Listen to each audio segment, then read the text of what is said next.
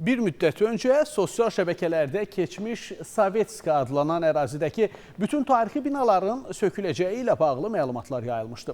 Bakı Şəhər İcra Hakimiyyəti tarixi binaların söküntüsü və onlara müdaxilə ilə bağlı yayılan xəbərlərə aydınlıq gətirib.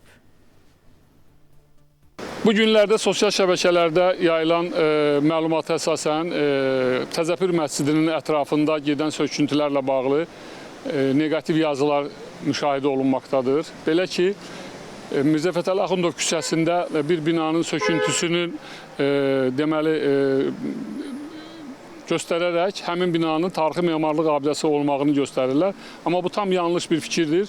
Hal-hazırda bu ərazidə aparılan proses deməli yalnız və yalnız istismar müddəti keçmiş qəzalı vəziyyətdə olan binaların söküntüsü prosesi həyata keçirilir. Şöbə müdirinin sözlərinə görə bu ərazidə 3 qurumun nümayəndələrindən ibarət xüsusi komissiya fəaliyyət göstərir və hər bir bina ilə bağlı bir gərək verilir. Bu ərazidə 127 dənə deməli binanın qorunub saxlanılması və bütün söküntü prosesləri həyata keçirildikdən sonra o binaların yenidən deməli bərpa olunaraq bu ərazinin gözəl bir Bakının gözəl bir güşəsinə çevrilməsinə səbəb olacaqdır. Bizim burada komissiyamızda iştirak edən Mədəniyyət Nazirliyindən, Şəhərsalma Arxitektura Komitəsindən, digər qurumlardan deməli nümayəndələr iştirak edir və gündəlik olaraq bu prosesə nəzarət olunur ki, tarixi memarlıq abidələrindən deməli ziyan dəyməsin. Sovetskada dövlət reyestrından keçən 73 tarixi memarlıq abidəsi mövcuddur. Bundan əlavə reyestrə düşməyən, lakin xarici görünüşü çox gözəl olan 54 tarixi binanın saxlanılması nəzərdə tutulur. Fidan Səfər, İlkin Həsənov, Space xəbər.